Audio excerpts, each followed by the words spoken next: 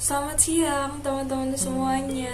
Apa kabarnya nih hari ini? Semoga kita semua dalam keadaan sehat dan bahagia. Pertama-tama saya akan memperkenalkan diri. Nama saya Flores Cynthia Veronica Lamria, seorang mahasiswi bimbingan dan konseling dari Universitas Indraprasta PGRI. Tidak terasa bahwa hari ini tanggal 30 Desember kita sudah memasuki bulan terakhir di tahun 2020, di mana kalau hari ini tanggal 30 berarti besok itu tanggal 31. Jadi kita sudah tinggal menghitung hari ya untuk memasuki tahun yang baru. Kalau kita ingat-ingat lagi di tahun 2020 ini kita banyak sekali mengalami kejadian-kejadian yang sangat luar biasa. Terima kasih bagi kalian yang masih bertahan, masih berjuang untuk tetap melanjutkan hidup. Kalau kita ingat di awal tahun itu kita sudah diberikan hujan yang sangat deras yang menyebabkan banjir di sebagian besar wilayah Indonesia. Dan pada bulan Maret adanya virus corona yang masuk ke Indonesia. Virus corona ini merupakan virus yang sudah dapat dikatakan membahayakan karena banyak yang sudah kehilangan nyawa karena terjangkit virus ini, terutama bagi mereka yang usianya sudah rentan dan memiliki penyakit-penyakit bawaan.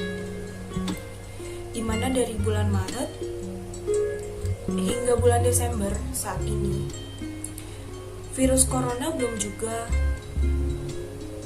dapat kita hentikan atau kita selesaikan. Dimana kita sudah 10 bulan dari awal masuknya virus corona ini. Jika kita ingat, kita telah melakukan masa karantina sekitar 2 minggu. Kita gak boleh keluar rumah atau lockdown. Kita benar-benar berada di rumah, tidak bertemu dengan siapapun, tidak boleh pergi ke kantor, ke sekolah, kampus, dan lain-lain. Ini merupakan situasi yang baru yang kita alami. Karena kita selalu diajarkan untuk bersosialisasi mulai sejak kecil. Kita diajarkan untuk bersilaturahmi, bergaul, tetapi ketika adanya virus corona atau COVID-19 ini, kita dipaksa untuk tidak bertemu dengan siapapun, tidak bersosialisasi dengan siapapun, karena hal itu baik dilakukan untuk mencegah penularan rantai COVID-19. Ketika kita diminta untuk karantina ataupun setelah karantina itu sudah adanya masa PSBB dan PSBB transisi, di mana sudah mulai ada kelonggaran, kita boleh pergi bekerja, keluar rumah, tetapi ataupun kita boleh melakukan aktivitas, tetapi kita tetap mematuhi protokol kesehatan dengan memakai masker, menjaga jarak, selalu mencuci tangan, membawa hand sanitizer kemana-mana. Dan hal itu tidak cukup untuk mengobati diri kita, dimana banyak pada saat ini masyarakat yang merasa cemas dan stres karena dampak-dampak yang ditimbulkan dari pandemi. Yang merasakan pandemi itu bukan hanya Indonesia, tetapi seluruh dunia. Dan terutama di Indonesia, banyak masyarakat yang mungkin kehilangan pekerjaannya ataupun di PHK karena perusahaan pun tidak jalan akibat masyarakat harus diam di rumah. Banyak yang kehilangan keluarganya, temannya, dan itu menyebabkan stres dan cemas yang berlebihan, dimana biasanya untuk orang tua ketika mendengar COVID-19 saja mereka sudah ketakutan, panik, bahkan mereka menjadi sakit. Nah, di sini saya akan mencoba memberikan informasi mengenai tips mengelola rasa cemas dan stres di masa pandemi.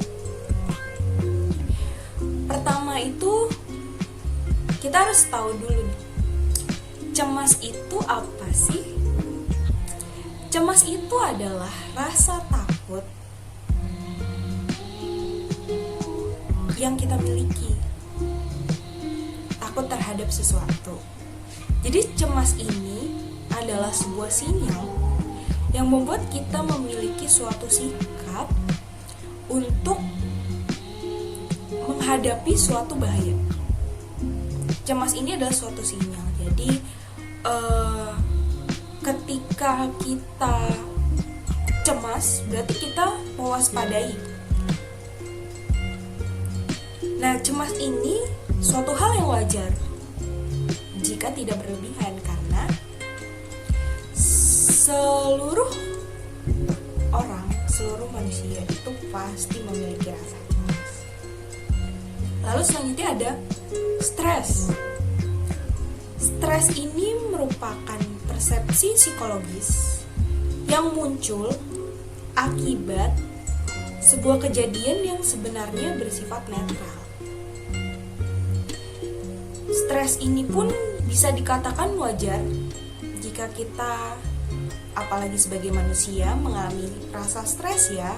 Karena saya juga tidak bisa dipungkiri bahwa pada masa pandemi ini banyak sekali mengalami stres. Tetapi yang harus kita ketahui adalah stres itu ada dua. Stres baik dan stres yang tidak baik. Stres baik, kita pernah dengar gak sih stres itu baik? Ternyata stres baik ini adalah ketika kita sadar dimana kita sedang mengalami suatu kejadian, suatu hal yang tidak biasa. Stres yang baik ini adalah stres yang dapat kita kelola dengan baik. Misalnya, ketika kita sedang ada di masa pandemi ini kan, yang tadinya kita kerja ataupun kuliah itu kita jadi WFH ya, atau kalau anak mahasiswa itu biasanya belajar di rumah, anak sekolah pun seperti itu. Kalau kita sebagai mahasiswa atau anak sekolah, biasanya kita nggak gaptek ya, atau gagap teknologi. Biasanya kita sudah ya dibilang jago lah. Tapi bagaimana dengan guru-gurunya atau dosen-dosen kita, ataupun masyarakat yang bekerja yang tidak biasa dengan menggunakan komputer, laptop, internet? Nah, itu kan bisa menimbulkan stres. Bagaimana yang biasanya kita mengajar secara langsung, bekerja secara langsung, tetapi kita sekarang harus menggunakan media, yaitu laptop dan internet. Ketika kita mengalami stres baik atau stres yang dapat kita kelola, kita mencoba berusaha untuk apa? Untuk belajar teknologi. Bagaimana kita tetap dapat bekerja Tapi kita juga berusaha untuk belajar teknologi agar kita bisa tetap bekerja. Itu adalah stres yang baik. Yang kedua itu adalah stres yang tidak baik. Nah, ini adalah kondisi yang mungkin membahayakan bagi diri kita sendiri. Stres yang tidak baik ini adalah stres yang berlebihan, yang dapat membuat psikis kita terganggu dan akan menyerang fisik. Jangan salah, ketika kita merasa, wah, kita sakit nih, kita gak enak badan, itu bisa jadi karena kita sedang stres. Jadi ketika stres, hormon yang membuat imun kita menjadi lebih kuat itu berkurang produksinya dan menurunkan sistem imun kita. Makanya ketika stres, kita itu gampang sakit. Saya punya contoh di mana ibu saya sendiri ketika awal-awal COVID. Kita tuh kan banyak mendapatkan informasi-informasi yang bisa dikatakan banyak yang tidak valid gitu. Informasi-informasi yang simpang siur. Jadi ibu saya waktu itu dia merasa tidak enak badan. Dia merasa demam. Padahal ketika saya cek suhu tubuhnya tidak demam. Lalu dia lemas pada awal masuknya COVID-19 ini. Lalu saya tanya, Mama kenapa? Aduh kayaknya Mama sakit nih. Oh ya udah istirahat aja dulu, minum obat. Setelah minum obat, saya melihat ibu saya tuh lemas dan terbaring di tempat tidur. Tetapi saya tidak yakin bahwa memang ibu saya ini sakit, karena ketika dia sakit itu beda. Lalu saya bertanya kepada ibu saya, mau ke dokter? Awalnya ibu saya takut. Dengar kata rumah sakit, dokter itu sudah takut karena yang dibayanginnya, aduh di situ saya pasti terkena COVID, saya bakal tertular dan segala macam. Akhirnya karena beliau merasa lemas, saya bawa ke klinik terdekat. Lalu setelah diperiksa ternyata dokter mengatakan bahwa ibu saya tidak mengalami sakit apapun dan tidak diberikan obat, hanya diberikan vitamin. Dan yang terjadi terhadap ibu saya adalah ibu saya mengalami stres, di mana stres yang dialami adalah stres yang berlebihan dan tidak dapat dikelola. Dia merasa bahwa dia sakit, dia merasa bahwa dia lemas, padahal sebenarnya dia baik-baik saja. Itu bisa terjadi ataupun bisa timbul ketika kita mengalami stres yang tadinya kita nggak kenapa-napa, kita bisa jadi kenapa-napa, bisa jadi sakit. Lalu jika kita merasakan stres yang berlebihan, gimana caranya biar kita nggak kayak gitu? Gimana caranya biar kita bisa mengelola stresnya dengan baik? Untuk kasus seperti ini, ada beberapa tips yang bisa kita lakukan. Yang pertama adalah menyadari bahwa ada sebuah perasaan yang tidak biasa yang sedang kita alami. Jadi kita harus sadar dulu bahwa kayaknya saya ini sedang mengalami kecemasan yang berlebihan atau ketakutan yang berlebihan. Lalu setelah kita sadar, kita harus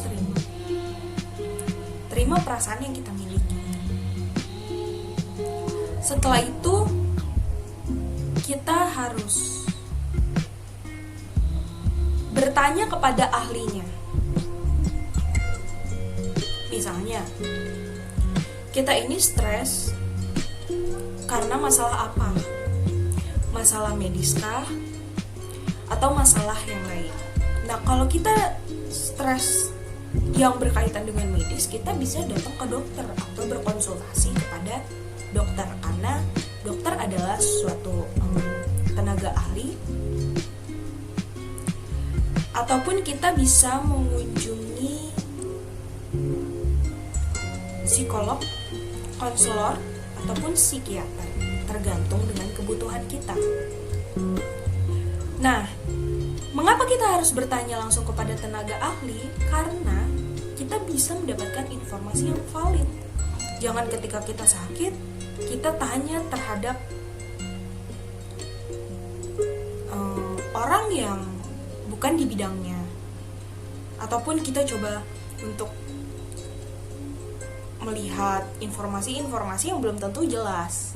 Nah, karena itu dapat merugikan diri kita sendiri, belum tentu dapat menyelesaikan masalah yang kita hadapi.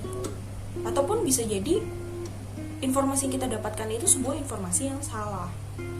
Jadi alangkah baiknya kita harus bertanya ataupun bertemu ataupun mengunjungi ahlinya agar kita dapat mengetahui informasi yang valid. Seperti itu. Lalu setelah kita bertanya terhadap ahli, kita akan menemukan jawabannya. Setelah kita menemukan jawabannya, kita akan mengetahui kan apa yang harus kita lakukan. Waspada boleh, tapi takut jangan. Jadi kita boleh waspada, tapi jangan takut. Lalu setelah itu, apa yang harus kita lakukan lagi? Yang kita lakukan adalah jangan terlalu difikirkan, atau kita bisa stay positif dan tetap produktif. Maksudnya apa? Dengan keadaan kita pada masa pandemi ini, saya yakin banyak yang mendapatkan pengetahuan baru, mendapatkan kemampuan baru atau skill baru. Misalnya, dia yang tadinya tidak tahu bagaimana caranya menggunakan laptop, menjadi tahu. Tidak tahu bagaimana caranya memasak, menjadi tahu. Nah, itulah dimana kita harus tetap stay positif dan produktif. Jadi jangan kita setelah mengetahui jawaban kita cuma pikirin, tapi kita tidak melakukan apa-apa. Karena semakin kita tidak melakukan apa-apa, itu semakin kepikiran. Jadi sebaiknya kita produktif. Kita bisa menciptakan suatu karya-karya yang baru. Lalu selanjutnya adalah action, dimana kita menerapkan. Jika tadi kita sedang berkonsultasi misalnya kepada dokter, dok gimana ya, saya kayaknya cemas deh, kalau misalkan mau keluar rumah, apa yang harus saya lakukan biar bisa tetap keluar rumah? Dokter menyarankan bahwa kita harus memakai masker dan mengikuti protokol kesehatan dan saran-saran lain yang diberikan dokter. Nah, kita lakukanlah. Ataupun bagaimana dengan apa yang kita dapat ketika kita mengunjungi konselor, psikolog, ataupun psikiater. Nah, itu kita lakukan agar tidak sia-sia. Kita sudah bertemu dengan ahlinya dan kita harus menerapkannya agar itu bisa bermanfaat. Nah, ini ada juga permasalahan bagi masyarakat yang menjadi perantau. Di mana masyarakat yang menjadi perantau ini cukup banyak kompleks permasalahannya yang dapat menyebabkan mereka mengalami stres, di mana mereka tidak diizinkan untuk pulang ke kampung halamannya, tidak bisa bertemu dengan keluarganya, tidak bisa bertemu dengan teman-temannya. Apa sih yang dibutuhkan bagi masyarakat yang terutama masyarakat perantau. Untuk menghadapi stres yang kita miliki, itu kita bisa mencari penguatan. Karena penguatan itu dapat sangat berguna bagi kita untuk menghadapi stres. Nah, di sini ternyata manusia itu punya 4 kekuatan. Yang pertama itu adalah physical power, dimana kondisi tubuh kita harus sehat, kita harus dapat menjaga kesehatan fisik kita. Yang kedua adalah mental power. Nah, mental power ini bisa kita latih dengan cara ketika ada masalah, kita harus fokus terhadap masalahnya atau problemnya. Jangan fokus terhadap emosinya. Ketika kita fokus terhadap emosinya, itulah kita dapat mengalami marah yang berlebihan, sedih yang berlebihan, ataupun bahagia yang berlebihan pun tidak baik. Jadi kita harus fokus terhadap masalahnya, dan masalah itulah yang harus kita selesaikan, bukan emosinya. Yang ketiga itu adalah emotional power. Nah, untuk melatih emotional power ini, kita membutuhkan sesuatu yang dapat menyenangkan diri kita. Contohnya, kita bisa melakukan me time. Me time itu kalau kita memang tidak diizinkan untuk jalan-jalan, kita bisa melakukan apapun yang kita suka. Seperti misalkan kita suka memasak, kita buat waktu untuk seharian penuh kita memasak menu-menu yang kita suka, ataupun nonton drakor, atau nonton boyband, girl band kesayangan kita, atau karaokean di rumah. Apapun itu yang bisa membuat kita menjadi senang dan bahagia. Jadi gak apa-apa kita break sebentar, tapi kita tidak boleh berhenti. Break gak apa-apa, berhenti jangan. Nah, yang keempat ini adalah spiritual power. Spiritual power ini adalah bukan hanya kita mengenai beribadah, tapi ketika kita memiliki spiritual power, kita mampu untuk dapat menguatkan diri kita sendiri. Karena jika kita ingin menguatkan orang lain, kita itu perlu menguatkan diri kita sendiri. Jadi ketika kita memiliki spiritual power yang bagus, itu sangat berguna untuk diri kita. Nah, itu ada 4 kekuatan manusia ternyata.